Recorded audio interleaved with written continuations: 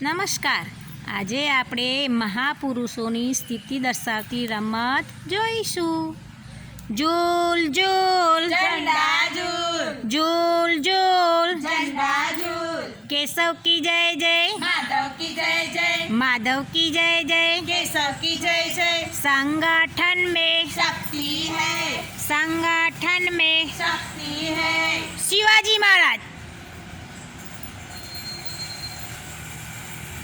झूल झूल झंडा झूल झूल झूल झंडा झूल संगठन में शक्ति है केशव की जय जय माधव की जय जय माधव की जय जय केशव की जय जय राणा प्रताप.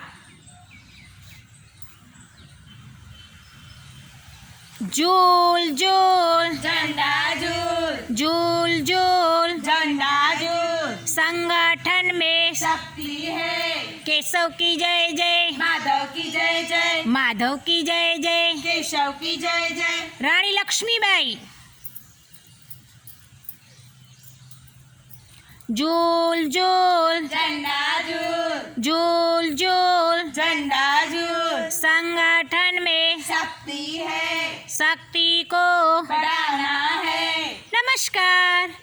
આવી રીતે ઘરે પણ આવી રીતે રમત રમી શકાય છે.